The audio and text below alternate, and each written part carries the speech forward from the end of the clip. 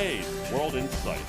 The St. Petersburg International Economic Forum opens on June 14th. Despite U.S.-led sanctions on Russia, are there still international investors going to Russia's premier economic forum?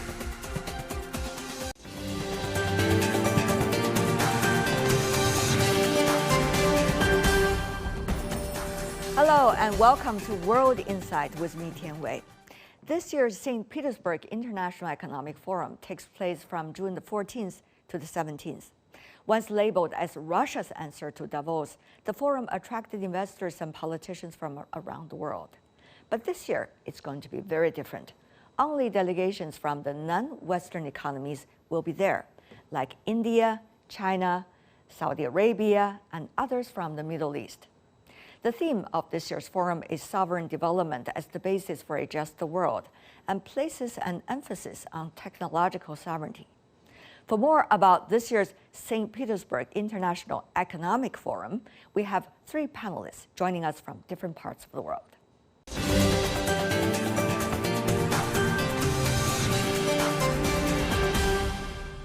For the St. Petersburg International Economic Forum in Moscow, Yuri Tavrovsky, chairman of the supervisory board of the China Institute, Russian Academy of Sciences. In Singapore, Jim Rogers, chairman of Rogers Holding. In Beijing, Liu Zhichen, senior researcher at Chongyang Institute for Financial Studies with Renmin University of China. Gentlemen, welcome to the program. Mr. Rogers, many Western participants of the St. Petersburg International Economic Forum might be absent this year. Well, you're right. I'm absent. I usually go to the forum and always have a good time and learn a lot. So you're right. Many Westerners, especially, will not be able to go. It's the same because I'm in favor of dialogue. Well, this is the 20th St. Petersburg Economic Forum, and it will be working in a completely different situation. Because for the past, say, 20 years, this forum was sort of open window to the West, mostly Europe, because since dissolution of the Soviet Union, Russia was developing, let's say, according to reforms and opening up, which was Western-oriented way of development. But after the war in Ukraine started, and all those sanctions started, Western countries started to sanction Russia, and it helped us to go to a new development pattern. Focusing also on the business and economic ties. Now, of course, with the Russian-Ukraine conflict, we see a sea change of both the atmosphere and also the content of trade and economic ties between Russia and the West. So how do you see the nature of this change? What does that mean for others?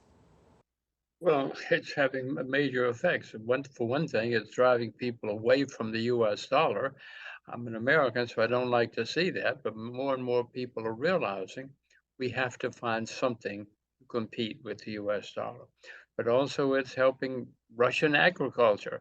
I mean, now Russian farmers don't have so much competition, so fertilizer, seeds, everything. Russian agriculture is actually benefiting. Many parts of the Russian economy are being helped, and it's certainly pushing Russia and China and other countries closer and closer together. Trade and economic issues, Mr. Liu. Tell me more about your thoughts on, from the St. Petersburg International Economic Forum to the bigger picture. Where do you think we are moving to? Only when this forum is getting started, I think this is already tell the rest of the world it's a good success, no matter what the consequences, how many participants will take part in. Because the purpose and the aim of this forum is only to strengthen the economic ties. So as we know that this forum will show again that how important for the inclusiveness, cooperations, mutual understandings, and mutual benefits So this is very essential for economic ties. As we know, this forum means economic forum. We should not be putting this forum weaponized or politicalized. Even they have some geopolitical tensions, but we still need cooperation to recover the world economy. So this is the basic principle. As I know that some Western companies, even in European countries, they are really willing to go there, but they don't dare to go there. They are afraid of to be punished in the future by the local government. But I think the time is the best to rescue all these problems. Talking about the trade and economic changes, Mr. Tavrovsky, how is Russia economy holding on so far? You know, the last year after the war started, there was a great shock after all those sanctions started and their supply and trade chains were broken.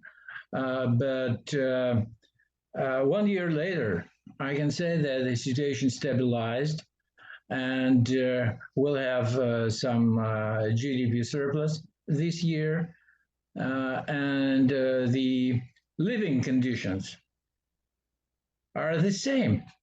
You know, my family, my son's family, they don't feel any change. If you look at different news reporting about the forum, there are very different tones. It could be black and white, as different as that. And certainly there are propaganda of different sides. Putting that aside, let me go to you, Mr. Rogers. The state of Russia's economy as you see it. Well, from my contacts in Russia, and I obviously cannot go to Russia now, but as Yuri said, everything is getting better. It got very, very bad in the beginning, but now things are reviving. And to repeat, some parts of the Russian economy have actually been helped by this agriculture.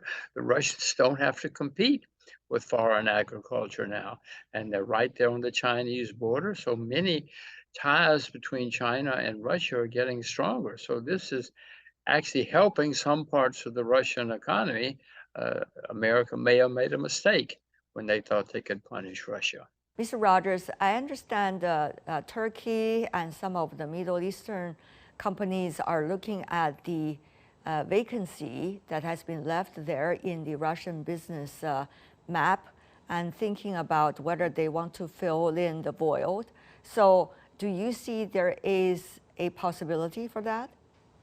Actually, many Chinese companies are trying to have closer economic ties with the Turkish and other Middle East companies, also to have a joint efforts to stimulate and promote the business with Russia. As we know that the Russian is very strong in high technology, also in space technology, in agriculture, in energy supply. So the supply chain and the industrial chain are still quite strong. As Mr. Rogers already said, the basic economic situation in Russia is still stable and also sustainable, because they're going to survive is the priority for the economy. When they survive, that they can further develop. So this is the best way, I think, for Russia to keep contact with all other countries, friendly countries. Even for those unfriendly nations, they can try to help them to understand the nation, to understand Russia in order to get a better understanding and provide more favorable and friendly business conditions for all investors. I think the Russian people need a lot of things transformed or reform in administration, in also this in the local government business management, in order to get a better idea, better picture for the foreign investors. Mr. Rogers, how do you see the reality that business and economic ties these days are pretty much has a strong layer of politics and geopolitics, much more than before? What does that mean for business communities around the world? Well, it certainly means, well, let's just go back to Russia at the moment, for instance. and many people love the fact that there are sanctions on the West because that means they don't have to compete with the West. If you were a Chinese company and you wanted to do business in Russia, and you realize, oh, I don't have to worry because I don't have to compete with the Western car companies or the Western computer companies, et But cetera. at the So same this time, is, there's danger of sanctions, of course, against those companies that are dealing with Russia, if you look at reality.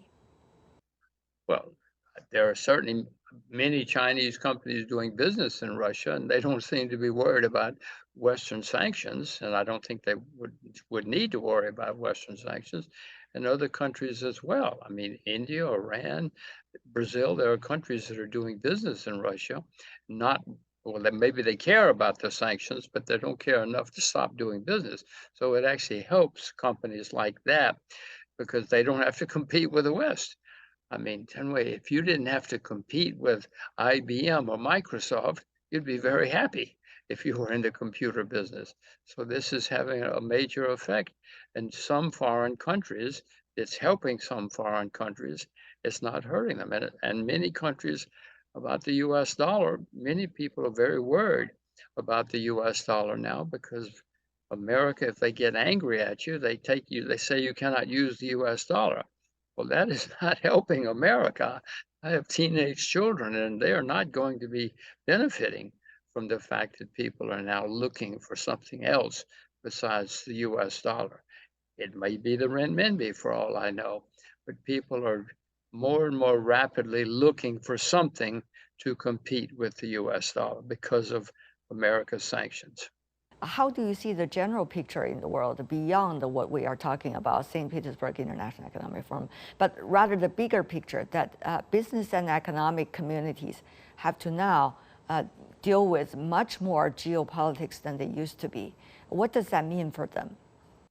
Well, actually, you're exactly right. That's very insightful of you because 30 years ago, people didn't think too much about things like this. But now, in the recent years, Washington, if they get angry at you, they put sanctions on you, they cut you off from the dollar, they cut you off from American companies, and people are having to adjust to where the U.S. is not so powerful, number one, as they were once before. We have to worry. The U.S. has to worry about China. The U.S. has to worry about a lot of other nations now that they never paid any attention to before. Mr. Liu, the West, some of those in the West are trying to put China in the same category with Russia, or Russia in the same category with China, trying to compare the two as suggesting they are similar or the same. But of course, from China's perspective, what we are facing is a very different picture. On the one hand, we are promoting multilateral cooperation. I mean, China is aspiring to promote multilateral cooperation. On the other hand, China also needs to deal with the some kinds of decoupling, at least some in the West are trying to provoke, while China keep on emphasizing coupling with the rest of the world, working with the rest of the world, higher growth development, and also reform opening up, opening the door to international businesses. So how do you see this misconception of equaling Russia to China, equaling China to Russia? I should say that you have mentioned so many points regarding the misconception about China's picture or image in the world. Actually, I should say all this misconception is artificially made by Western media or Western politicians, because as we know that China's state policy in the past 70 years that we are non-aligned country, that we hope to be friends with all different nations, no matter what the system they have. So that's why China has always so good connections and cooperations with the United States, with the European countries in the past. With Russia, we have a traditional relation before. So there's no doubt that Russia is a very good, important neighbor in China. As we always say, neighbor cannot be moved or removed by some special means, that we should keep good contacts and relations with Russia. This is also a complementary point from economic ties. Quoting a senior Chinese economic official talking recently in Shanghai during a financial forum, international financial forum, suggesting that he used an analogy suggesting that at times partners could have different opinions. And one party of the partner might say, I want to cut the tie off with you. But the other party, Mr. Rogers, if sentimentally and emotionally say, okay, let's do it, then the tie between the two will be cut off. However, if the other party are more sophisticated, or shall we say, having a calmer mind, and suggest that this relationship is going to be good for the long term for both parties, then there might be chances that this relationship will not be cut off out of emotional choices. And the party that suggests about the cutting off this relationship will eventually realize there is significance of it, and why not coming back or maintain the earlier ties. That's an analogy used by a Chinese senior economic official recently during a conference in Shanghai at the Lu Jiazui Forum. I was there, I listened to him, and I see this analogy very relevant. But I don't know about how you feel about this. How do I feel about it? Sure, I'm very, very keen for everybody to talk because it does eventually lead to relations again. Once upon a time, America and Japan were at war. Now they're great friends, great trading partners, etc. So as far as I'm concerned, as I say, even if people want to shout at each other, at least they're talking to each other. And cutting off is just absurd because it goes nowhere. You know, for many years, Russia was completely cut off from the rest of the world. Now they're talking to people, and many people are going to St. Petersburg. I'm not, because I'm an American, but I wish I could. It's certainly, all of this is good. In the end, it's good for China, because China says it's continuing to open up, and that will bring more people to China. Tell me more about how do you see the internal discussion in Russia about how to proceed with the economy in the short term? There are people, pretty influential people, who insist that some Soviet experience should be revived.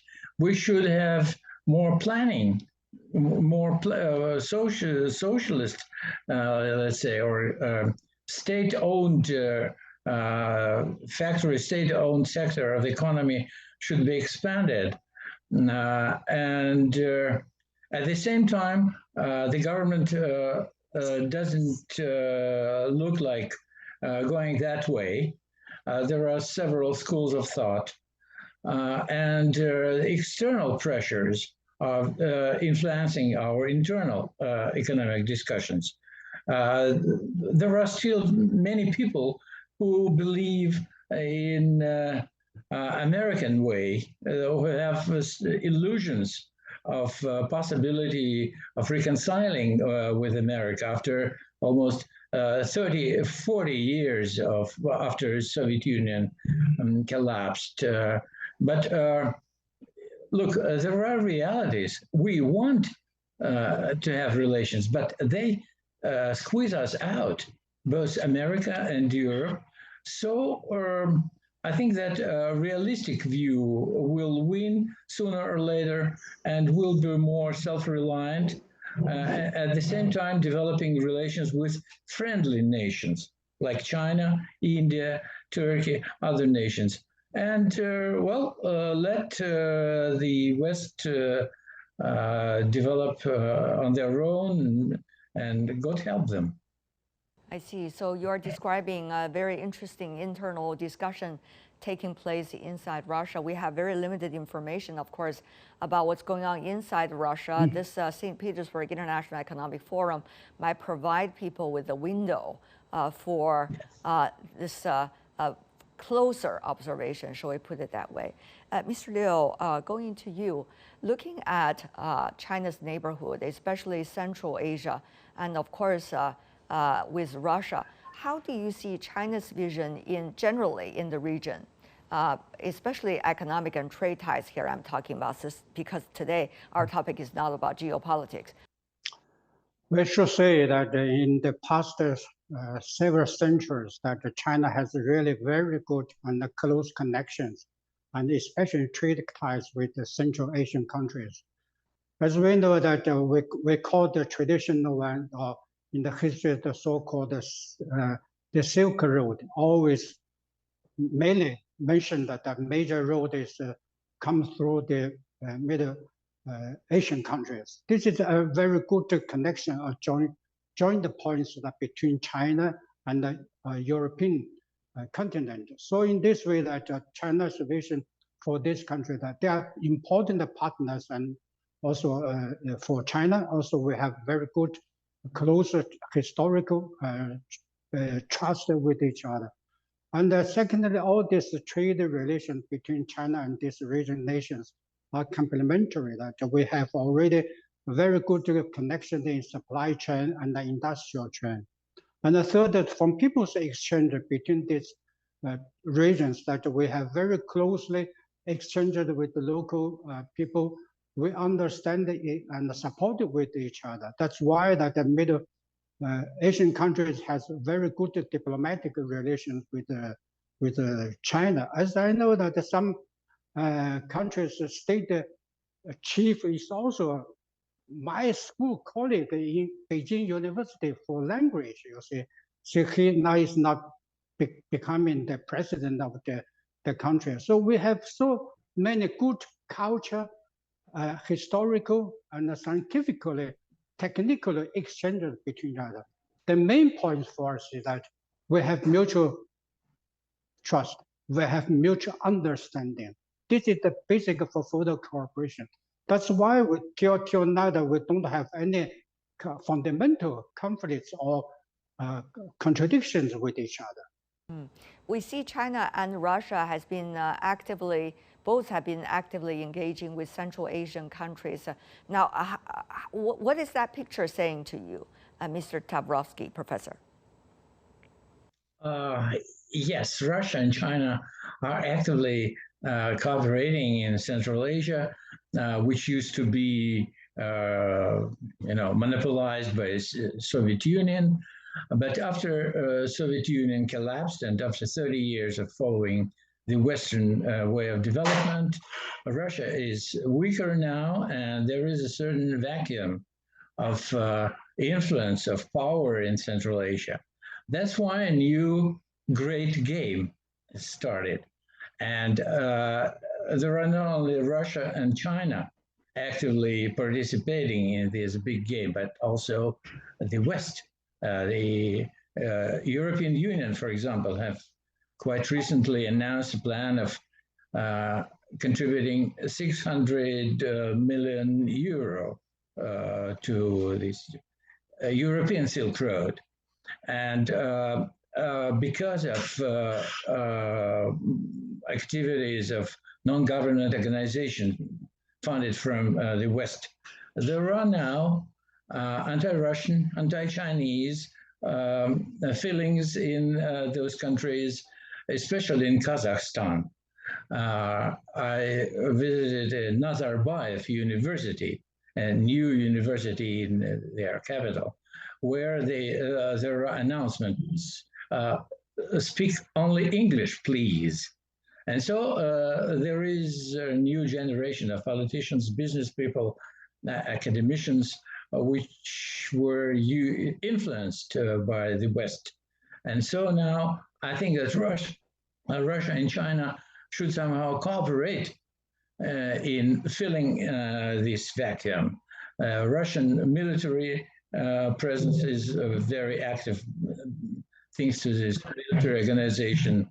But economically, Russia doesn't have that much capital to be invested, while China has. And Chinese initiative of Belt and Road is very positive, very prominent. So I hope that Russia and China will not have any competition, but will have cooperation in this part of the world, which is also part of the global Cold War.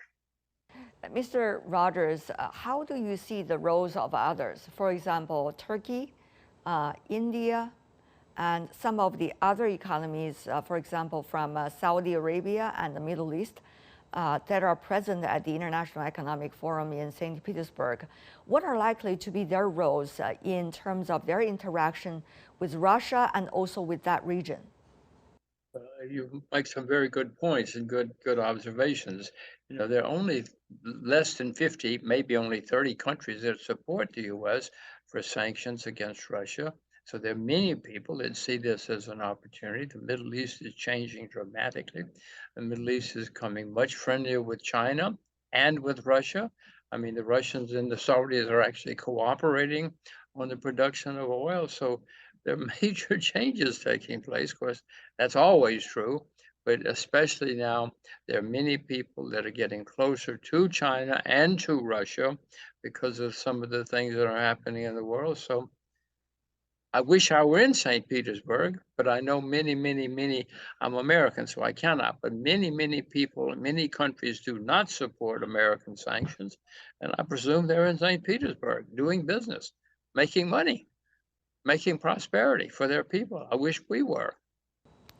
Very interesting picture, certainly there, both at the St. Petersburg International Economic Forum and also outside. For now, I want to thank the three of you for joining us on this discussion. Yuri Tavrovsky, Jim Rogers, Liu Zhichen. Thank you.